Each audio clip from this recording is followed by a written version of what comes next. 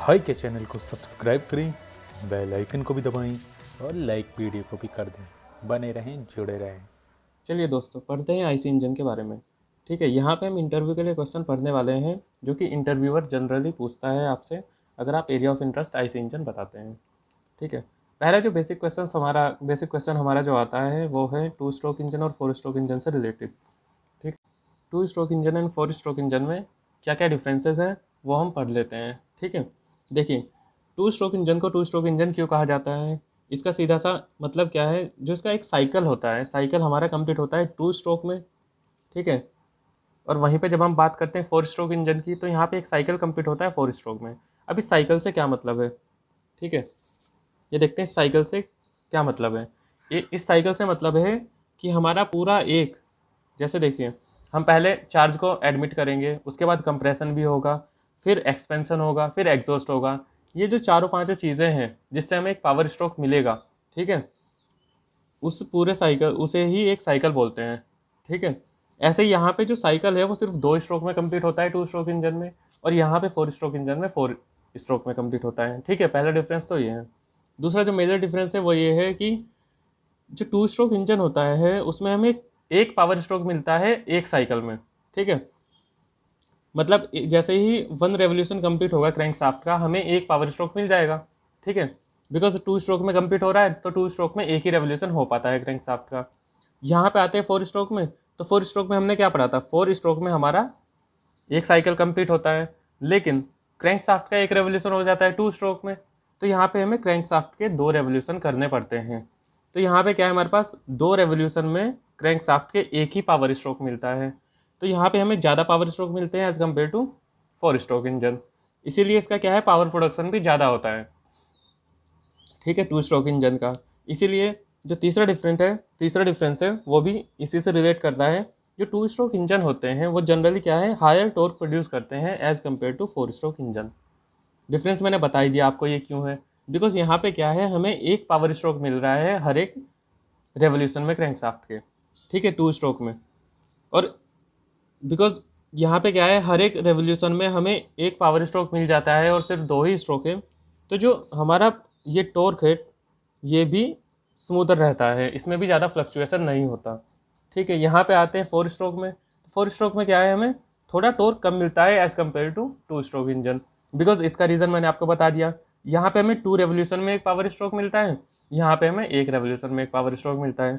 तो basically double हमें power यहाँ पे मिल जाती है, अगर हम ऐसे ही कंपेयर करें तो दो ही डबल नहीं होती। ठीक है, फोर्थ हमारा डिफरेंस क्या है, अब देखिए, अब स्मूदर टॉर्क हमें जब मिल रहा है तो फ्लाईव्हील की रिक्वायरमेंट हमारी कम हो गई है, बिकॉज फ्लाईव्हील क्या करता है, जो इंस्टेंटेनियस फ्लक्चुएशन होता है, या फिर हम कहें सीधा सीधा जो टॉर्क फ्लक्चुएशन होता है उसे मिनिमाइज करता है। ठीक है, बिकॉज पहले से ही यहाँ पे स्मूदर टॉर्क हमें मिल रहा है तो हमें फ्लाईव्हील की रिक्वायरमेंट कम रहती है। ठीक है, तो हम लाइटर फ्लाईव्हील यूज़ कर लेते हैं। वहीं पे बात करें फोर स्ट्रोक इंजन की, तो यहाँ पे मैंने क्या बताया आपको, फोर स्ट्रोक में एक साइकिल कंप्लीट होता है। ठीक है, और दो रेवोल्यूशन में हमें एक पावर स्ट्रोक मिलता है, तो यहाँ पे फ्लक्चुएशन काफ़ी ज़्यादा होते हैं, इसलिए हमें हैवी फ्लाईव्हील की रिक्वायरमेंट होती है फोर स्ट्रोक इंजन में। ठीक है, फिर हमारा फिफ्थ डिफरेंस आता है, डिफरेंट जो जो इन्हें डिफरेंट करता है एक दूसरे से, वो है हमारा जो ल्यूब्रिकेशन ऑयल होता है टू स्ट्रोक इंजन में, वो हम क्या है, फ्यूल के साथ ही मिक्स कराते हैं। जैसे आपने स्कूटर में देखा होगा, जो पहले स्कूटर आते थे वो टू स्ट्रोक होते थे, तो उसमें क्या है, जब भी हम फ्यूल डलवाने जाते थे पेट्रोल पंप पे, तो वो हम क्या करता था, एक इंजन ऑयल का पैकेट भी डाल देता था उसमें, तो इसलिए इसका ल्यूब्रिकेशन जो है कंपेरेटिवली ईजी पड़ता है। लेकिन यहाँ पे जब हम देखते हैं फोर स्ट्रोक इंजन में, तो फोर स्ट्रोक इंजन में क्या होता है, जो ल्यूब्रिकेशन होता है वो थोड़ा सा कॉम्प्लिकेटेड होता है as compare to two stroke engine. वो क्यों होता है, बिकॉज यहाँ पे आपने देखा होगा कि इंजन ऑयल हम सेपरेटली डालते हैं। अगर बाइक का मैं एग्जांपल लेता हूँ तो इंजन ऑयल हम सेपरेटली डालते हैं। ठीक है, तो एक डिफरेंट है। नेक्स्ट हमारे पास आता है पोर्ट। टू स्ट्रोक इंजन में कोई वॉल्व नहीं होती, मतलब वो ओपन या क्लोज नहीं होती, वो सिर्फ पोर्ट होते हैं, और पोर्ट हमेशा ओपन रहते हैं या फिर क्लोज रहते हैं। ठीक है, और ओपन क्लोज इनका जो फंक्शन है वो भी कैम शाफ्ट से हम मैनेज करते हैं। ठीक है, अब यहाँ पे सिर्फ पोर्ट होते हैं, इसकी वजह से कुछ लॉसेज भी होते हैं, वो हम नेक्स्ट में पढ़ेंगे। फोर स्ट्रोक इंजन में हमारे पास वॉल्व्स होती हैं पर्टिकुलर। ठीक है, चार्ज को एडमिट करने के लिए भी और एग्जॉस्ट गैसेस को एक्सपेल करने के लिए भी। ठीक है, 7 हमारा लास्ट में आता है। टू स्ट्रोक इंजन में जो एफिशिएंसी होती है इसकी लेस होती है, बिकॉज मैंने बताया ना यहाँ पे पोर्ट होते हैं। पहली बात तो यहाँ पे पोर्ट होते हैं। पोर्ट में होता क्या है, जब पोर्ट से एग्जॉस्ट गैसेस बाहर निकलती है तो उसके साथ अपना कुछ चार्ज भी निकल जाता है बाहर, ठीक है। दूसरा हमारे पास क्या है, इसमें पावर प्रोडक्शन ज़्यादा मिलता है, इसलिए एफिशिएंसी भी थोड़ा कम हो जाती है, कि बिकॉज अननेसेसरी हमें पावर मिलती जा रही है जितनी हमें रिक्वायरमेंट भी नहीं होती कई बार, ठीक है। इसकी efficiency comparatively to stroke engine के थोड़ा ज़्यादा होती है, हाई होती है, ठीक है, बिकॉज इसमें हमने कुछ चेंजेस भी किए। लाइक पहली बात तो वॉल्स है, यहाँ पे क्या है, एग्जॉस्ट गैसेस के साथ हमारे चार्ज बाहर नहीं जाता, ठीक है। अब 4 स्ट्रोक इंजन कहाँ कहाँ पे यूज़ करते हैं, लाइक बाइक्स होती हैं, कार्स होती हैं, बसेस होती हैं, इन सब में हम 4 स्ट्रोक इंजन यूज़ करते हैं। 2 स्ट्रोक का मैंने आपको एग्जांपल बता दिया, स्कूटर में यूज़ करते थे, और भी मतलब जिसमें हमें ज़्यादा पावर रिक्वायरमेंट होती है वहाँ पे हम 2 स्ट्रोक इंजन यूज़ कर लेते हैं, ठीक है। ये तो था 2 स्ट्रोक एंड 4 स्ट्रोक इंजन के बारे में। अब पढ़ लेते हैं difference between petrol engine and diesel engine, ठीक है। अब पहला जो बेसिक डिफरेंस है वो क्या है, पेट्रोल इंजन वर्क करता है ऑटो साइकिल पे, डीजल इंजन हमारा वर्क करता है डीजल साइकिल पे। ये साइकिल क्या है ये हम नेक्स्ट पॉइंट में पढ़ेंगे, ठीक है, कि ये साइकिल क्या होती है और कैसे ये वर्क करती है, ठीक है। अभी के लिए यही पढ़ लेते हैं कि पेट्रोल इंजन हमारा वर्क करता है ऑटो साइकिल पे और डीजल इंजन हमारा वर्क करता है डीजल साइकिल पे। दूसरा इसमें डिफरेंस क्या है, जो पेट्रोल इंजन होता है उसमें हमारा फ्यूल प्लस एयर, फ्यूल क्या है इसमें, यहाँ पे पेट्रोल है plus air, petrol plus air का जो मिक्सचर होता है उसे एडमिट करते हैं हम, ठीक है, सक्शन स्ट्रोक में, मतलब फ्यूल और एयर को मिला के। अब इसे मिलाने का काम कौन करता है, फ्यूल को एयर के साथ कौन मिक्स करता है, यहाँ पे काम आता है हमारा कार्बोरेटर, ठीक है। कार्बोरेटर ये काम करता है फ्यूल और एयर को मिक्स करने का, ठीक है। फ्यूल एयर को मिक्स करके हम क्या करते हैं, सक्शन स्ट्रोक में एडमिट करते हैं, ठीक है। फिर हाँ, डीजल इंजन में क्या होता है, डीजल इंजन में फ्यूल को तो इंजेक्ट करते हैं फ्यूल इंजेक्टर से, ठीक है, at the end of compression stroke, ठीक है। इसका मतलब क्या है, हम सिर्फ एयर को कंप्रेस करते हैं ना कि पूरे चार्ज को। चार्ज का मतलब होता है फ्यूल प्लस एयर का कॉम्बिनेशन, ठीक है। तो यहाँ पे एयर को कंप्रेस करते हैं और उसका टेम्परेचर इतना ऊपर ले जाते हैं, इतना हाई ले जाते हैं हम, ताकि जैसे ही हम फ्यूल मतलब डीजल को इंजेक्ट करें तो डीजल क्या है, एकदम से बर्न हो जाए, मतलब डीजल अपने सेल्फ इग्निशन टेम्परेचर SIT पर पहुंच जाए, इतना हम कंप्रेस कर देते हैं, ठीक है। थर्ड हमारा आता है, जो पेट्रोल इंजन होते हैं वो स्पार्क इग्निशन होते हैं। स्पार्क इग्निशन का मतलब क्या है, यहाँ पे हम एक स्पार्क प्लग यूज़ करते हैं चार्ज को इग्नाइट करने के लिए। डीजल इंजन में क्या है, डीजल इंजन होता है कंप्रेस्ड इग्निशन, जैसे मैंने अभी बताया, हम कंप्रेशन के थ्रू जो एयर होती है उसका टेम्परेचर इतना ऊपर ले जाते हैं कि जैसे ही डीजल एडमिट होता है, डीजल बर्न हो जाता है, अपने SIT पर पहुंच जाता है, ठीक है। तो ये होता है कंप्रेस्ड इग्निशन। फोर्थ हमारा है, जो पेट्रोल इंजन है इसका कंप्रेशन रेशियो लो होता है। कंप्रेशन रेशियो भी हम थोड़ी देर में पढ़ेंगे क्या होता है, आप सिर्फ यहाँ देख लीजिए, जो कंप्रेशन रेशियो होता है इसका लो होता है। क्यों लो क्यों होता है, बिकॉज यहाँ पे हम स्पार्क इग्निशन यूज़ करते हैं तो हमें ज़्यादा टेम्परेचर बढ़ाने की ज़रूरत नहीं होती चार्ज की, ठीक है, इसलिए हम लो रख सकते हैं, कोई दिक्कत नहीं होती। बट यहाँ पे क्या है, कंप्रेशन रेशियो मुझे हाई रखना पड़ता है, बिकॉज जैसे मैंने भी बताया एयर को मुझे बहुत ज़्यादा कंप्रेस करना पड़ता है ताकि उसका टेम्परेचर डीजल के SIT से ऊपर चला जाए, ताकि डीजल आसानी से बर्न हो सके, ठीक है। अगर नंबर की मैं बात करूँ तो compression ratio generally petrol engine या फिर ऑटो साइकिल का 6 to 10 इसके बीच में वेरी करता है, 5 भी हो सकता है, 4 भी हो सकता है, ठीक है। डीजल इंजन का जनरली 14 से 22 तक वेरी करता है, ठीक है, कहीं कहीं पे 12 से 20 भी हो सकता है, तो इससे कोई फ़र्क नहीं पड़ता, इसी के बीच में कुछ रेंज रहती है। पेट्रोल इंजन की बात करें एफिशिएंसी वाइज और डीजल इंजन की, तो लो एफिशिएंट होते हैं as compare to diesel engine. आपने कई बार देखा भी होगा जो डीजल इंजन होते हैं वो माइलेज ज़्यादा देते हैं, उसका रीज़न यही है बिकॉज ये ज़्यादा एफिशिएंट होते हैं as compare to petrol engine, ठीक है। 6 क्या है, अब देखिए एफिशिएंसी कम होने का मतलब क्या है, हाई फ्यूल कंजप्शन, इसका मतलब यही तो हुआ, एफिशिएंसी कम है इसलिए फ्यूल ज़्यादा कंजप्शन कर रहा है। आपने देखा भी होगा माइलेज कम होता है इन जनरल पेट्रोल इंजन का। अगर आप कार को कंपेयर करते हैं सेम पावर की, एक डीजल इंजन के साथ एक पेट्रोल इंजन के साथ, तो जो डीजल इंजन के साथ कार होगी वो माइलेज ज़्यादा देती है हमें, ठीक है। और यहाँ पे लोअर फ्यूल कंजप्शन होता है as compare to petrol engine, ठीक है। अब पेट्रोल इंजन में लेकिन अच्छी बात क्या है, ये नॉइस बहुत कम प्रोड्यूस करता है एंड वाइब्रेशन जो है बहुत कम प्रोड्यूस करता है, मतलब स्मूथ इसका ऑपरेशन होता है, ठीक है। वहीं पे डीजल इंजन में हमें ये चीज़ें नॉइज़ एंड वाइब्रेशन हमें ज़्यादा देखने को मिलता है, ठीक है। ये आप प्रैक्टिकली भी देख सकते हैं चीज़ों को, ठीक है, पेट्रोल इंजन की कार में और डीजल इंजन की कार में आपको डीजल इंजन की कार में ज़्यादा नॉइस हमें देखने को मिलती है और वाइब्रेशन भी ज़्यादा देखने को मिलता है, ठीक है। अब पेट्रोल इंजन का क्या है, रनिंग कॉस्ट भी हमें थोड़ा हायर पड़ता है as compare to diesel engine. Diesel engine में हमें रनिंग कॉस्ट थोड़ा कम पड़ता है, ठीक है। अब पेट्रोल इंजन बेसिकली आपने देखा होगा, पेट्रोल इंजन जनरली कहाँ पे होते हैं, या तो कार में होते हैं या तो बाइक में होते हैं, ठीक है, या फिर स्कूटर वगैरह, ठीक है। इन सब में हम पेट्रोल इंजन देखते हैं। तो पेट्रोल इंजन क्या है, लाइट ड्यूटी व्हीकल के लिए यूज़ करते हैं हम, ठीक है। लेकिन यहाँ पे डीजल इंजन क्या है, डीजल इंजन हमारा हैवी ड्यूटी एप्लीकेशन के लिए यूज़ करते हैं। बिकॉज बाइक तो आपने नहीं देखी होंगी ना, या देखी होंगी तो बहुत रेयर होगी, पहले आती थी एक दो बाइकें, अब नहीं आती कोई भी डीजल इंजन के साथ। लेकिन जितने भी हैवी व्हीकल है लाइक ट्रक है या फिर बसेस हैं, वो सिर्फ डीजल इंजन होती है, वो पेट्रोल इंजन के साथ नहीं आती, ठीक है। नेक्स्ट हम डिफरेंस देख लेते हैं या पढ़ लेते हैं जो भी है, ठीक है। अब हम दो चार चीज़ें बेसिक टर्म्स पढ़ लेते हैं, ठीक है, इंजन के बारे में, ठीक है। जैसे मान लीजिए ये हमारा मेरा सिलेंडर है, ठीक है, इसमें कंबसन होगा, ये हमारा सिलेंडर है, ठीक है। यहाँ पे क्या है, चार्ज है। चार्ज मैंने आपको बताया था फ्यूल प्लस एयर का जो मिक्सचर होता है उसे कहते हैं चार्ज, ठीक है। तो अब इसकी बेसिक टर्मिनोलॉजी पढ़ लेते हैं, कभी कभी पूछ लेता है एग्जामिनर, ठीक है। पहले तो बोर किसे कहते हैं, तो जो बोर होता है वो डाया होता है, बेसिकली डाया ऑफ सिलेंडर, जो ये डाया है सिलेंडर का, इसे हम बोलते हैं बोर, ठीक है। दूसरा हमारा आता है स्वेप्ट वॉल्यूम। अब स्वेप्ट वॉल्यूम बोले या फिर स्ट्रोक बोले या फिर डिस्प्लेस्ड वॉल्यूम बोले, एक ही चीज़ होती है। जो स्ट्रोक की मैं बात कर रहा था ना कि 4 स्ट्रोक में कंप्लीट होता है, 2 स्ट्रोक में कंप्लीट होता है, उसका मतलब होता है एक बार में डिस्प्लेसमेंट कितना है सिलेंडर में, ठीक है। तो जो डिस्प्लेस्ड वॉल्यूम होता है उसे बोलते हैं स्वेप्ट वॉल्यूम या फिर स्ट्रोक, ठीक है। या फिर पिस्टन ट्रैवल भी बोलते हैं, इसे वीएस से हम डिनोट करते हैं।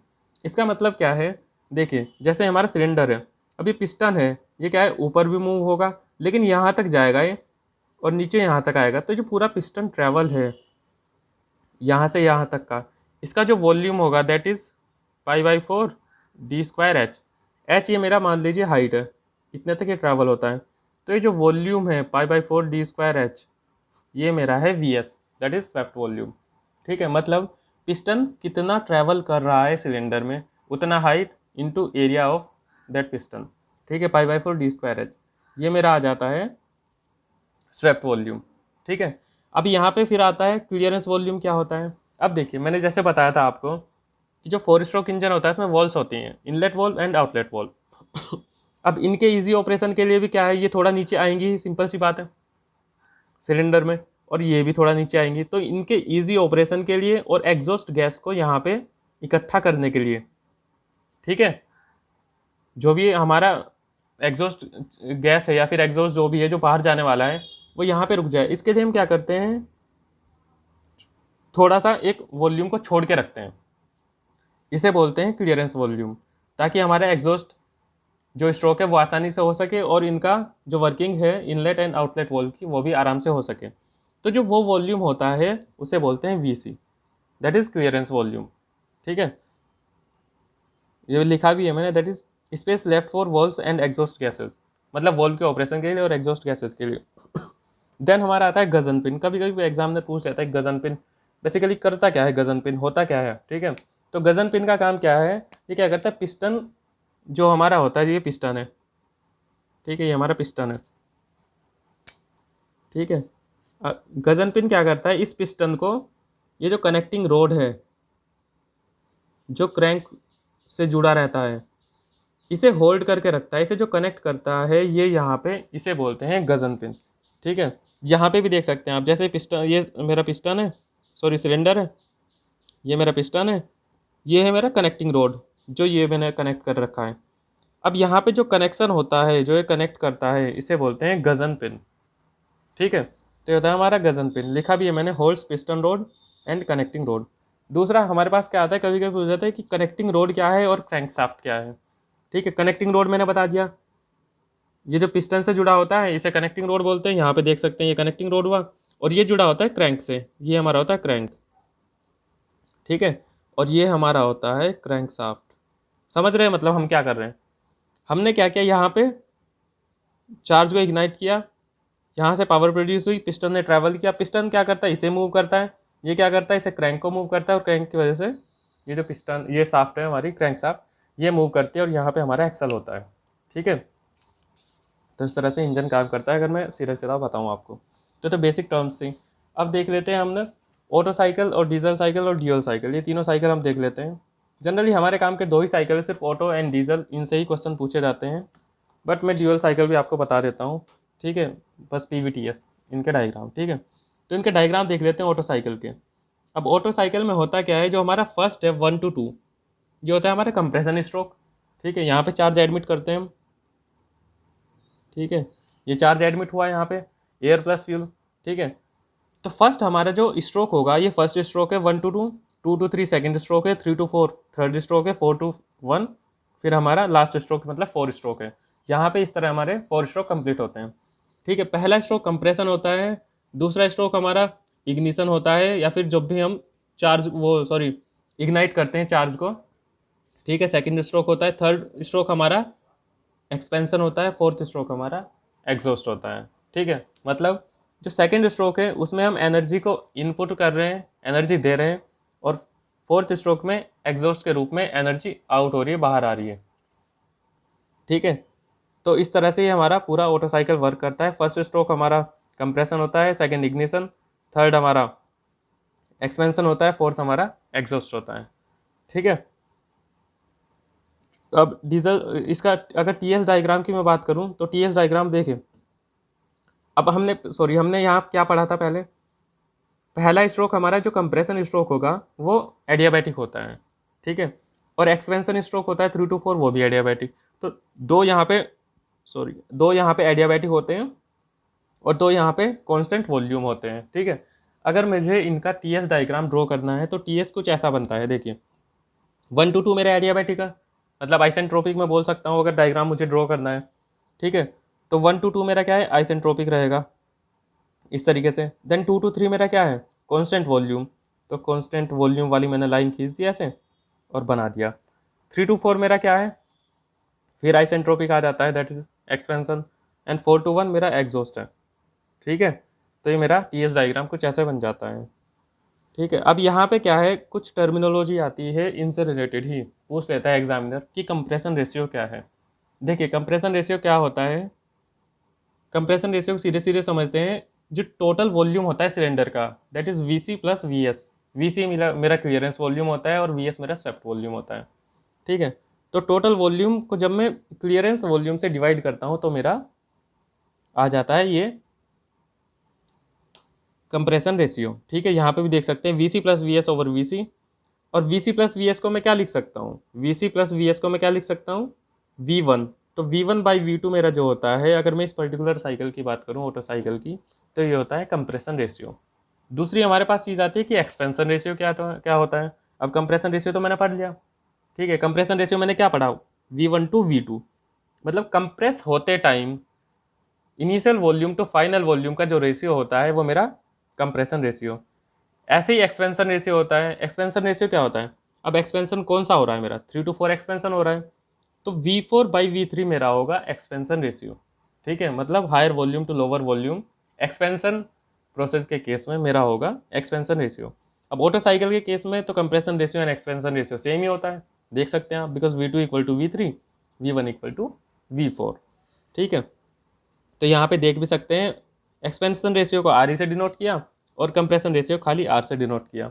अगर मैं एफिशिएंसी की बात करूँ ऑटो साइकिल की, आप डायरेक्ट याद रख सकते हैं फॉर्मूला, अदरवाइज डेरिवेशन देख सकते हैं कहीं पे, अभी तो इतना टाइम नहीं है कि डेरिवेशन मैं आपको करा दूँ, ठीक है। तो एफिशिएंसी जो आती है 1 - 1 अपॉन R की पावर गामा -1, ठीक है। इतना मुझे समझ में आता है कि एफिशिएंसी जो है 1 - 1 अपॉन R की पावर गामा -1 होती है।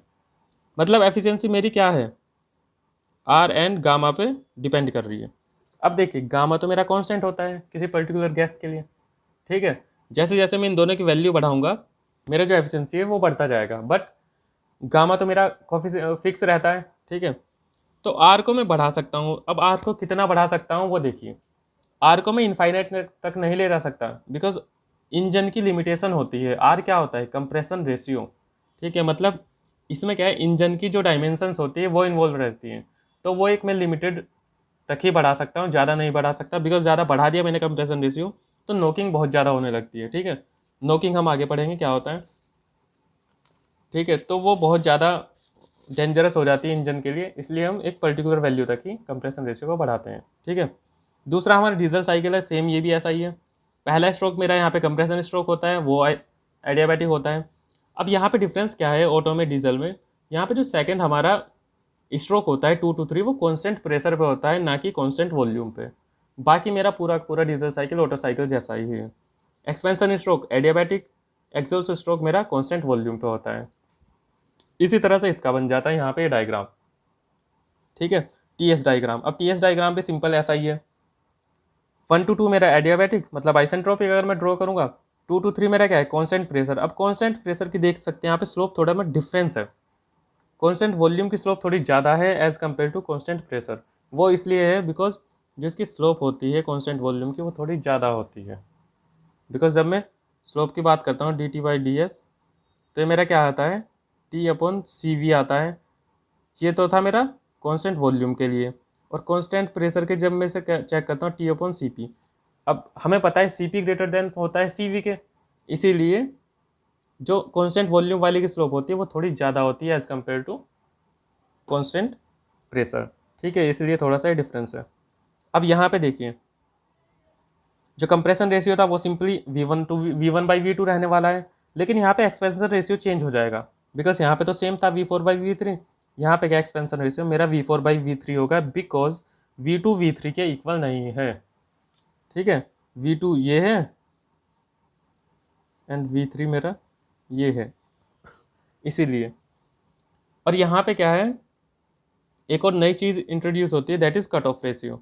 कट ऑफ रेशियो को मैं RC से डिनोट करता हूँ। कट ऑफ रेशियो क्या होता है, जो कांस्टेंट प्रेशर पे मेरा स्ट्रोक हो रहा है, जो प्रोसेस चल रहा है, उनके जो वॉल्यूम का डिफरेंस है, higher volume to lower volume, उस रेशियो को बोलते हैं कट ऑफ रेशियो। ठीक है, तो यहाँ पे जो एफिशिएंसी आ जाती है इसकी, ये फॉर्मूला है 1 - 1/R⁻⁻1 इंटू RC की पावर गामा-1 अपॉन गामा RC-1। ये एफिशिएंसी आ जाती है डीजल साइकिल की।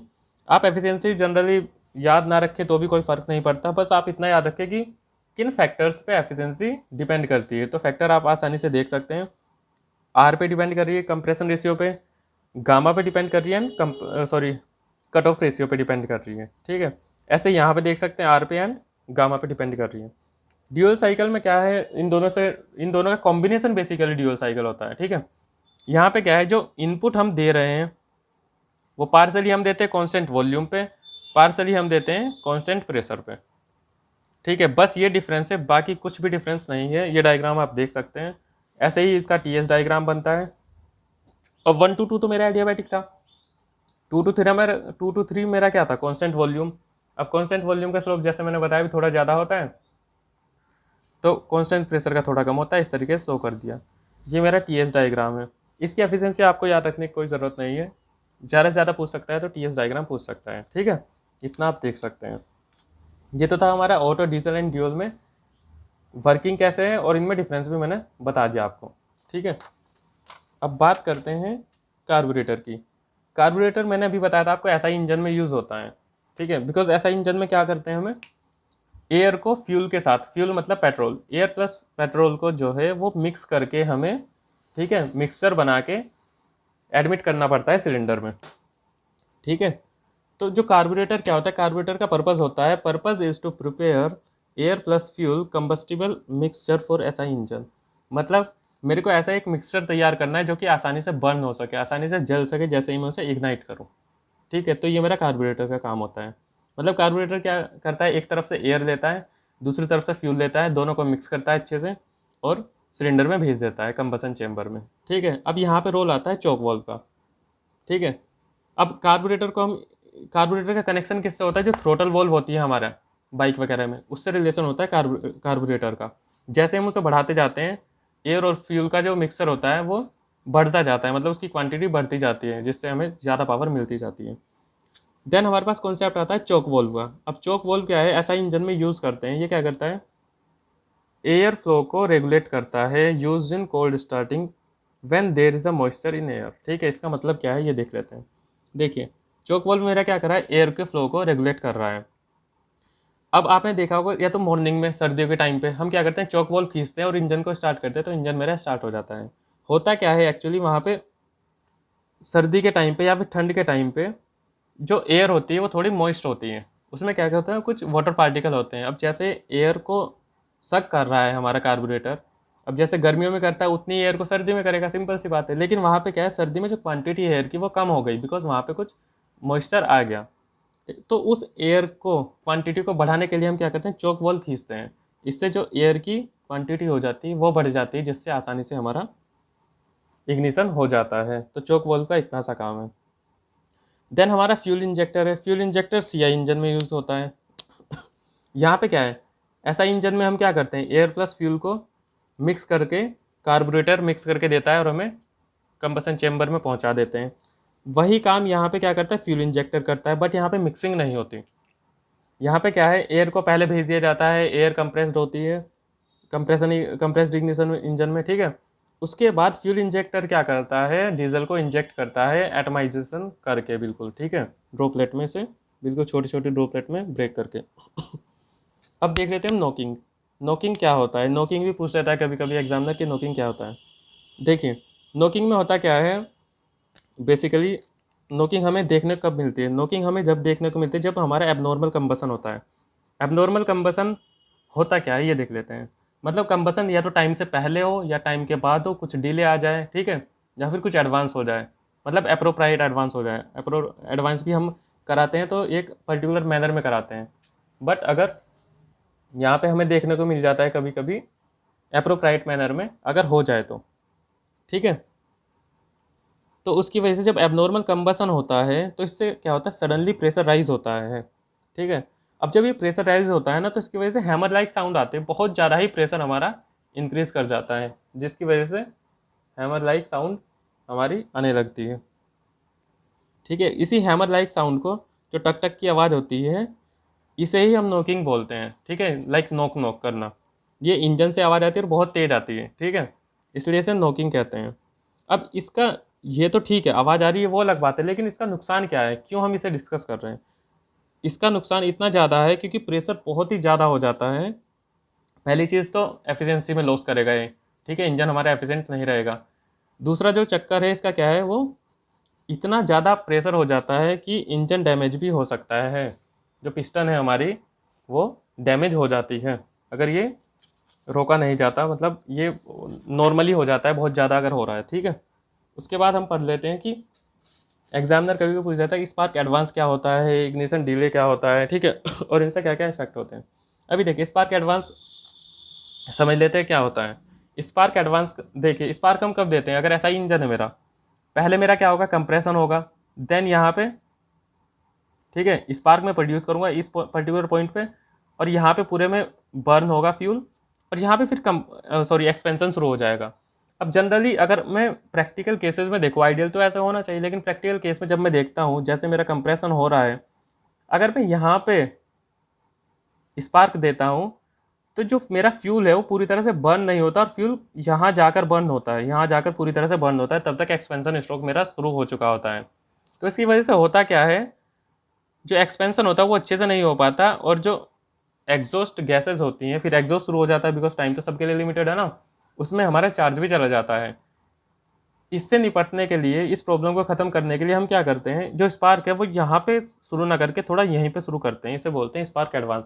मतलब टाइम से पहले ही हम स्पार्क दे देते हैं इंजन में, ताकि जो हमारा ये है फ्यूल अच्छे से यहाँ तक बर्न हो सके और एग्जॉस्ट स्ट्रोक भी अच्छे से पूरा हो सके, ठीक है। यहाँ मैंने डेफिनेशन भी इसकी लिखी है स्पार्क एडवांस की। तो स्पार्क एडवांस होता क्या है, spark is given by the spark plug before the piston ends the compression stroke. मतलब कंप्रेशन होने से पहले ही मैं क्या कर रहा हूँ, इसमें स्पार्क दे रहा हूँ, ठीक है, एंड रिचेस TDC।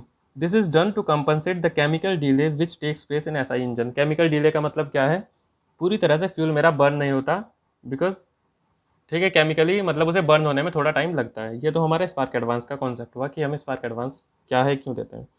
देन हमारा आता है इग्निशन डिले। अब इग्निशन डिले हम करते नहीं, हम देते नहीं खुद से, वो अपने आप होता है इग्निशन डिले। देखते हैं क्या है ये। इग्निशन डिले होता है CI इंजन में, जब हम बात करते हैं, it is the time taken by the fuel to auto ignite after being injected into the engine cylinder. ये सीधा सीधा समझिए, एयर को मैंने कंप्रेस किया, उसके बाद मैंने क्या किया, फ्यूल को इंजेक्ट किया, फ्यूल मतलब डीजल को इंजेक्ट किया, तो जितना टाइम फ्यूल को तो मैंने इंजेक्ट कर दिया, अब फ्यूल बर्न होने में जितना टाइम ले रहा है उस टाइम को हम बोलते हैं इग्निशन डिले। बिकॉज हमने तो क्या, जब फ्यूल इंजेक्ट किया हम तो चाहते हो तभी बर्न होना शुरू हो जाए, लेकिन जो वो टाइम लेता है, कुछ टाइम लेता है, उसे बोलते हैं इग्निशन डिले। अभी दो टाइप का होता है, पहला होता है फिजिकल डिले, दूसरा होता है केमिकल डिले। ठीक है। अब फिजिकल डिले में क्या होता है, इसमें क्या होता है, फ्यूल, अब एयर हमारी अलग है, ठीक है, और डीजल हमारा अलग है, तो फिजिकल डिले का मतलब है कि जो टाइम उसे दोनों को मिक्स होने में लगता है, बिकॉज एयर ही तो जलाएगी ना उसे। अब एयर जितने टाइम में अच्छी तरह मिक्स होती है उसे बोलते हैं फिजिकल डिले। और केमिकल डिले क्या होता है, जब ये मिक्सचर बन के तैयार हो जाता है, ठीक है, जो टाइम लेता है टू ऑटो इग्नाइट, मतलब उसे ऑटो इग्नाइट होने में जितना टाइम लगता है उसे बोलते हैं हम केमिकल डिले। लिखा हो अभी यहाँ, during which the air fuel mixture undergoes pre ignition reaction. ठीक है, वहाँ पे रिएक्शन शुरू हो जाती है इग्निशन के लिए, उसे बोलते हैं हम केमिकल डिले। नेक्स्ट हम बात कर लेते हैं रेटिंग की, फ्यूल रेटिंग की बेसिकली। ठीक है, पहला आता है octane number and cetane number. ठीक है, ऑक्टेन नंबर हमारा होता है पेट्रोल के लिए, सीटेन नंबर होता है डीजल के लिए। ये बेसिकली रेटिंग है कि फ्यूल हमारा कितना अच्छा है, कितना बेकार है, और जो उसकी इग्निशन क्वालिटी है, बेसिकली फ्यूल की इग्निशन क्वालिटी को डिनोट करता है हमारी ये रेटिंग्स, ऑक्टेन नंबर या फिर सीटेन नंबर। ठीक है, लिखा हुआ भी है, मैंने यहाँ पे देख सकते हैं आप। It is a rating which indicates the fuel ignition quality, higher the rating better will be the fuel. ठीक है, मतलब क्या है, जैसे ऑक्टेन रेटिंग है, जो आइडियल ऑक्टेन नंबर होता है वो 100 होता है, ये हमारा आइडियल होता है। जनरली इससे कम ही हम यूज़ करते हैं। ठीक है, कई बार 90, 92, 93 इस तरीके से यूज़ करते हैं। वो क्या शो करता है कि इग्निशन क्वालिटी मेरी कैसी है। ठीक है, ऐसे ही सीटेन नंबर होता है, वो डीजल के लिए होता है। ठीक है, उसके बाद आपने कई बार सुना होगा कि ये इंजन टर्बोचार्ज है, ये इंजन सुपरचार्ज है। ठीक है, उन चीज़ों का मतलब क्या होता है, इन दो टर्मिनोलॉजी का मतलब क्या है, सुपरचार्जर एंड टर्बोचार्जर। देखिए, ये दोनों सिर्फ एक ही काम करते हैं। ये क्या करते हैं, जो एयर हमारी आ रही है कंबसन चेम्बर में, जो एयर आ रही है उसकी क्वांटिटी को बढ़ा देते हैं ये। ठीक है, अब उसकी क्वांटिटी को कैसे बढ़ा सकते हैं, पहला चीज़ तो क्या है कि एयर फ्लो का जो इंटेक है उसे बढ़ा दें। दूसरी चीज़ क्या है, जो एयर हमारी आ रही है उसे कंप्रेस करके उसकी डेंसिटी बढ़ा के, मतलब सिंपल सी बात है, डेंसिटी जब बढ़ा देंगे तो ज़्यादा चीज़ों को हम अंदर ले सकते हैं, तो ज़्यादा एयर को हम सक कर लें। ठीक है, तो इनका सिंपल सा कॉन्सेप्ट क्या है, increase quantity of air by increasing density in super in supercharging compressor. ठीक है, ये तो अलग बात है। यहाँ पे क्या है, मेनली इनका क्या है, जो क्वांटिटी ऑफ एयर है उसे ये बढ़ा देते हैं। ठीक है, डेंसिटी को बढ़ा के। अब डेंसिटी कैसे बढ़ाएंगे, कंप्रेसर लगा होता है, कंप्रेसर क्या करता है, जो एयर को सक करता है उसे कंप्रेस करता है, कंप्रेस करके कंबसन चेम्बर में भेजता है। तो मतलब जो पहले हमारी मान लीजिए 2 cc एयर जा रही थी, अब हमारे पास यहाँ पे 3 cc या 2.5 cc एयर को ये इंडक्ट कराते हैं। अब ज़्यादा एयर का मतलब है ज़्यादा हमारा इग्निशन होगा। ठीक है, तो इससे होता क्या है, हमें जो पावर आउटपुट मिलता है वो हमारा थोड़ा ज़्यादा होता है as compare to normal engine. ठीक है, तभी आपने देखा हो जो टर्बोचार्ज इंजन होते हैं सेम स्पेक्स के साथ ज़्यादा bhp प्रोड्यूस करते हैं। ठीक है, तो ये हमारा हो गया। अब इन दोनों डिफरेंस क्या है, सुपरचार्जर में एंड टर्बोचार्जर में। ठीक है, देखिए, जो सुपरचार्जर होता है इसका जो कंप्रेसर होता है वो इंजन की शाफ्ट से ही ऑपरेट होता है। मतलब यहाँ पे क्या है, जो कंप्रेसर चल रहा है उसे भी इंजन एफर्ट से हम चला रहे हैं। ठीक है, एक तो डिफरेंस हुआ। सुपरचार्जर वर्क कैसे करता है, वर्किंग दोनों की सेम है, बस जो वर्किंग प्रिंसिपल है जिस पे काम करते हैं वो डिफरेंट है। टर्बोचार्ज में क्या होता है, जो टर्बोचार्जिंग होती है उसमें जो इसका कंप्रेसर होता है टर्बोचार्जर का, वो जो एग्जॉस्ट गैसेस जो मैंने भी बताई थी इंजन से निकलती उससे चलाते हैं, ना कि कोई डायरेक्ट लिंकेज करके कि इंजन से ही चला रहे हैं। मतलब सुपरचार्जर हम इंजन से चलाते हैं, इंजन से ऑपरेट करते हैं, टर्बोचार्जर हम एग्जॉस्ट गैसेस से ऑपरेट करते हैं। लिख सकते हैं आप,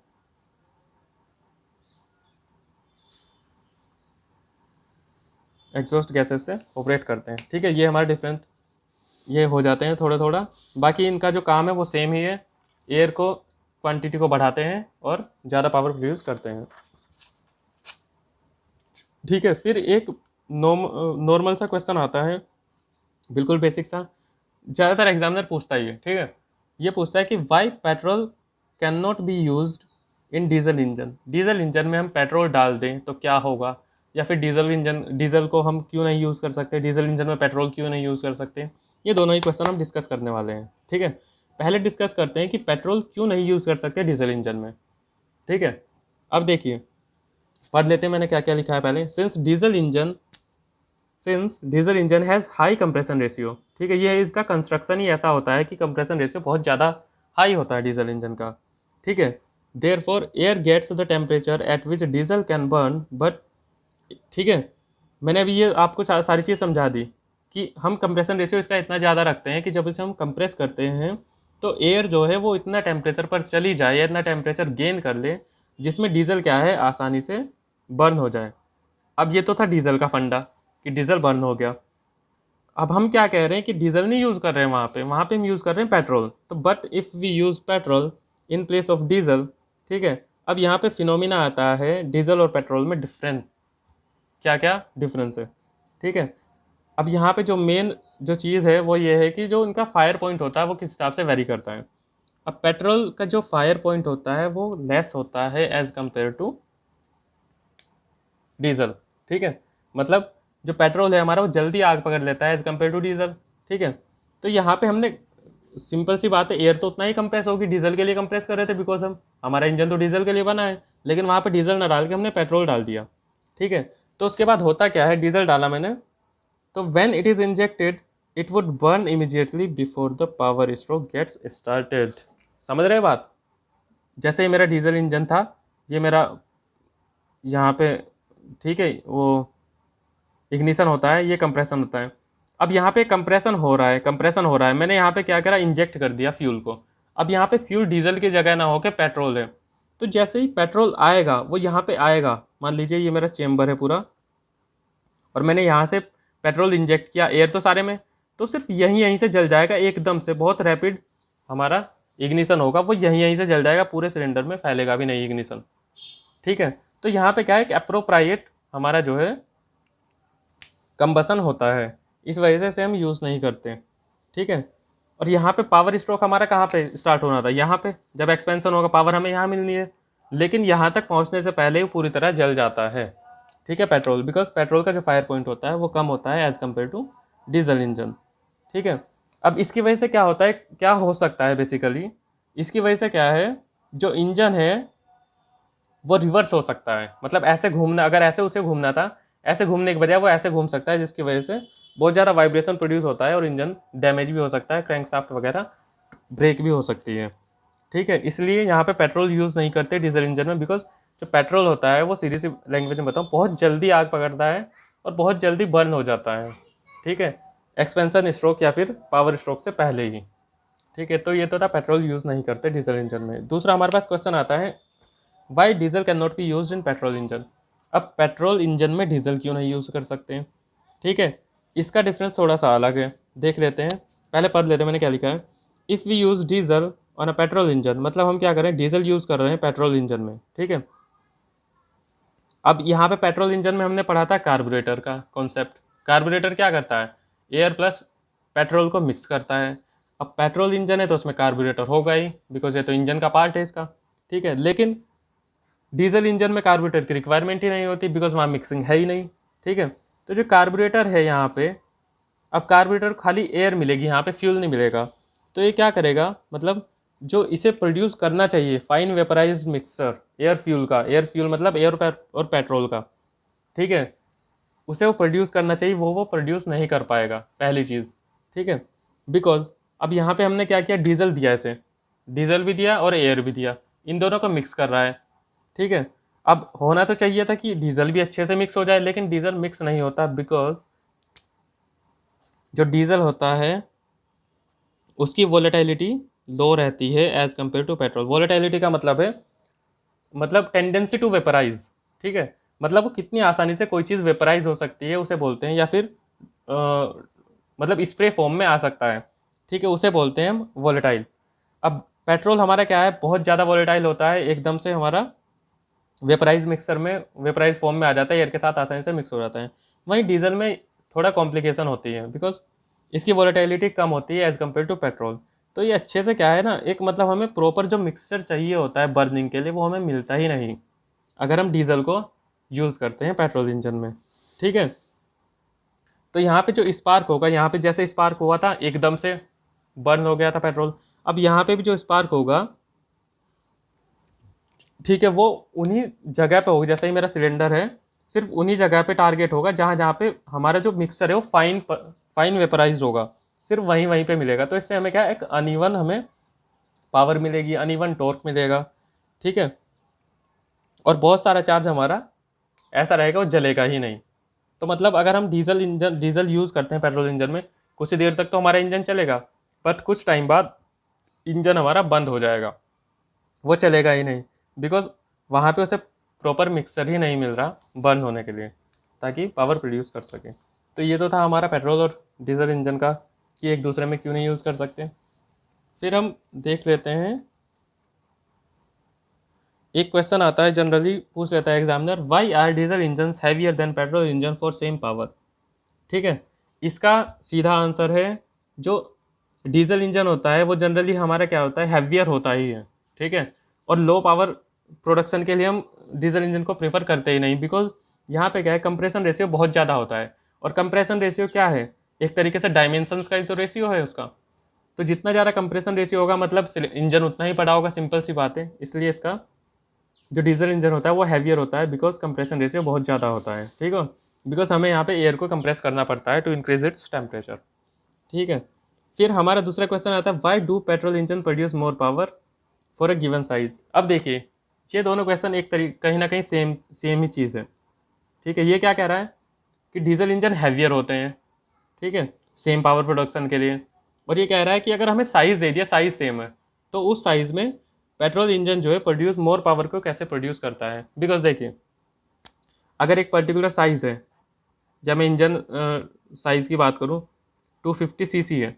अब यहाँ पे क्या है, 250 सीसी में मेरा कंप्रेशन रेशियो तो कांस्टेंट हो गया, ठीक है। मान लीजिए 6 या 7 कंप्रेशन रेशियो है मेरा, इसका रख दिया मैंने, ठीक है, पेट्रोल इंजन में। अब होता क्या है, यहाँ पे हमें ज़्यादा कंप्रेशन रेशियो की रिक्वायरमेंट नहीं होती पेट्रोल इंजन में, ठीक है।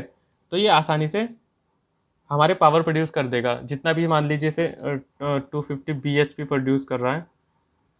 लेकिन अगर हम यहाँ पे जाते हैं इसके लिए, क्या नाम, सॉरी, डीजल इंजन के लिए। अब डीजल इंजन में होता क्या है, सेम 250 bhp के लिए मुझे इंजन का साइज़ बढ़ाना पड़ सकता है, जैसे मैंने यहाँ बताया, सेम पावर के लिए। लेकिन यहाँ पे मेरे पे कॉन्स्टेंट क्या है कि साइज़ मुझे सेम रखना है। तो सिंपल सी बात है, जब मैं साइज़ को रिड्यूस करूँगा तो मेरा पावर आउटपुट भी रिड्यूस हो जाएगा। इसीलिए यहाँ पे पेट्रोल इंजन जो है सेम साइज के लिए मेरा ज़्यादा पावर प्रोड्यूस करता है, ठीक है। देन हमारा आता है, why diesel engine produces more torque for a given size than petrol. देखिए, मैंने इसका आपको रीज़न पहले ही बता दिया था।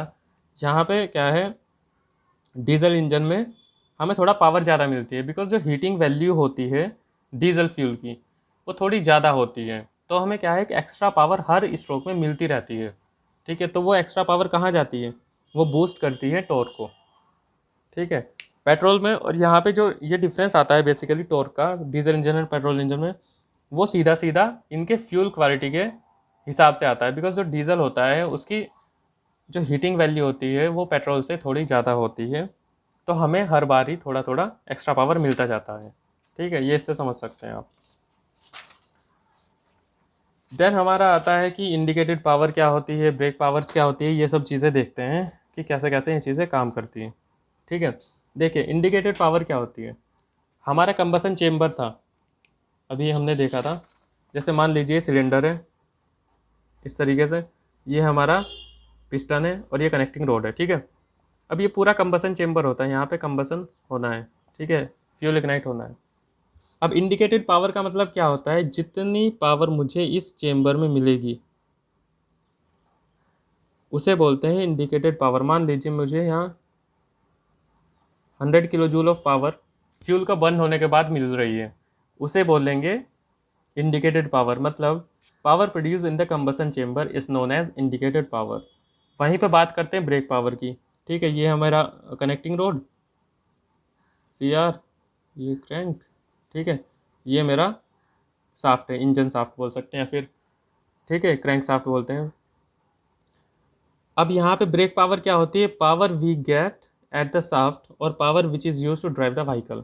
मतलब ये ब्रेक पावर कौन सी पावर है, जो पावर हमें इंजन साफ्ट पे मिलती है, ठीक है, या फिर हम कहें कि जो व्हीकल को ड्राइव करने में एक्चुअल पावर यूज़ होती है उसे बोलते हैं ब्रेक पावर। अब सिंपल सी बात है, ब्रेक पावर कंपेरेटिवली कम होगी इंडिकेटर पावर से। मान लीजिए 80 किलो जूल है, ठीक है। बिकॉज ये कम क्यों होगी? बिकॉज यहाँ पे मूविंग पार्ट है, कनेक्टिंग रोड भी है, क्रैंक भी है, देन शाफ्ट भी है, ठीक है। तो इसकी वजह से हमें कुछ लॉसेस देखने को मिलते हैं और उन लॉसेस को हटा के जो हमें पावर बचती है वो ब्रेक पावर होती है, ठीक है। ये ब्रेक पावर हो गया हमारा कॉन्सेप्ट सीधा सा, ठीक है, समझ में आता है। देन हमारा जैसे ये है स्पार्क प्लग, मैंने आपको समझा दिया। स्पार्क प्लग ऐसा ही इंजन में यूज़ करते हैं हम टू इग्नाइट चार्ज। चार्ज मतलब एयर प्लस फ्यूल का मिक्सअप। इसे इग्नाइट करने के लिए हम स्पार्क प्लग का यूज़ करते हैं। अब यहाँ पे सीआई इंजन में देखिए, जो सॉरी ऐसा इंजन में हमने पढ़ा था, वहाँ पे क्या रहता है, चोक वॉल्व रहती है कोल्ड स्टार्टिंग के लिए। लेकिन जब सीआई इंजन की बात करते हैं तो वहाँ पे कहते हैं ग्लो प्लग रहता है and fuel injector. Glow plug क्या करता है? ग्लो प्लग सिर्फ कोल्ड स्टार्टिंग के टाइम ही काम आता है। For CI engine glow plug is use for cold starting. ये ऑटोमेटिक होता है, कई बार ऑटोमेटिक होता है, कई बार मैनुअली भी हम करते हैं इसे, ठीक है। ग्लो प्लग क्या करता है? जो कोल्ड स्टार्टिंग के टाइम पे इंजन को स्टार्ट कराने का काम करता है। जैसे वहाँ पे काम क्या था, चोक वॉल्व का था कि एयर को ज़्यादा इंट्रोड्यूस करेगा अंदर, बट यहाँ पे क्या है, ग्लो प्लग क्या करता है, ये इलेक्ट्रिकल प्लग होता है क्योंकि बहुत ज़्यादा गर्म हो जाता है और हीट अप कर देता है इंजन कंबसन चेम्बर को। इतना काम रहता है ग्लो प्लग का। उसके बाद ये निष्क्रिय हो जाता है, मतलब उसके बाद ये काम नहीं करता, ठीक है। उसके बाद फ्यूल इंजेक्टर अपना काम करता है, फ्यूल को इंजेक्ट कराता है, देन कंबसन वगैरह होता रहता है, ठीक है। Whereas fuel injector is use to inject the fuel, ठीक है। फ्यूल इंजेक्टर का हमने पढ़ लिया था, फ्यूल को इंजेक्ट कराने काम करता है इनटू द कंबसन चेम्बर। तो इसका जो ग्लो प्लग का वर्क होता है, काम होता है, वो इंटरमिटेंट होता है, मतलब कम होता है, ज़्यादा नहीं होता, बहुत ही कम। तो अगर कई बार क्या है, एग्जामिनर पूछ लेता है ग्लो प्लग और स्पार्क प्लग में लाइफ किसकी ज़्यादा होती है, तो सिंपल सी बात है, लाइफ हमारी ग्लो प्लग की ज़्यादा होती है, बिकॉज इसका इतना यूज़ होता ही नहीं। ये सिर्फ कहाँ काम आता है, कोल्ड स्टार्टिंग में काम आता है, ये हमेशा यूज़ नहीं होता। जबकि स्पार्क प्लग जो है वो कंटिन्यूसली यूज़ होना ही होना है, ठीक है। इसीलिए ग्लो प्लग की हमारी लाइफ थोड़ी ज़्यादा होती है। हमारे पास एक क्वेश्चन आता है कि टू स्ट्रोक इंजन तो हम अब यूज़ नहीं करते, ऑब्सोलेट हो गए। उसका बताया मैंने रीज़न क्यों हो गए, बिकॉज एफिशिएंसी कम होती है, लॉसेस बहुत ज़्यादा होते हैं, ठीक है, ये सब चीज़ें। लेकिन अगर मेरे को टू स्ट्रोक इंजन यूज़ करना है तो मैं डीजल ही क्यों प्रेफर करूँ, पेट्रोल प्रेफर क्यों ना करूँ? इसका रीज़न क्या है, ठीक है, मतलब why two stroke diesel engine is preferred not petrol engine. Reason है बिकॉज यहाँ पे टू स्ट्रोक इंजन में हमने पढ़ा था पोर्ट होते हैं यहाँ पे, ठीक है, वॉल्व नहीं होती, ठीक है। अब पोर्ट है, इनलेट पोर्ट है और एग्जॉस्ट पोर्ट है, दो पोर्ट होते हैं, ठीक है। सो अब यहाँ पे क्या है, जब एग्जॉस्ट हमारा होता है, एग्जॉस्ट स्ट्रोक, उसमें क्या रहता है, जो चार्ज है, मैंने जैसे बताया था अभी लॉसेज में, वो चार्ज क्या है, बाहर चला जाता है एग्जॉस्ट गैसेस के साथ, ठीक है। अब पेट्रोल इंजन में होता क्या है, जो हमारा चार्ज होता है वो क्या होता है, एयर प्लस फ्यूल। एयर और फ्यूल दोनों मिक्स होके ही चार्ज बनता है, वही बर्न होते हैं और उसके बाद फ्यूल बाहर चला जाता है।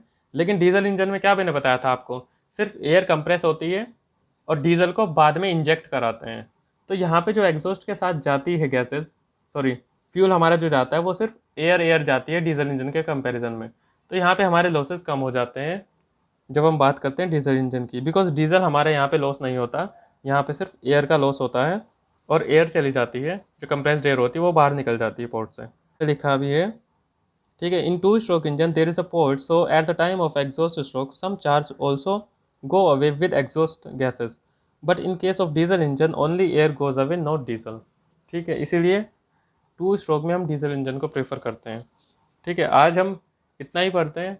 अगर आपका कोई भी क्वेश्चन हो या फिर आपको कुछ लगता है कि कुछ बच गया है, वो हमें पढ़ाना चाहिए, तो आप कमेंट कर सकते हैं, हम एक और वीडियो बना देंगे उसके ऊपर, ठीक है। चलिए, देखने के लिए धन्यवाद, करें शेयर करें और चैनल को सब्सक्राइब करें, धन्यवाद।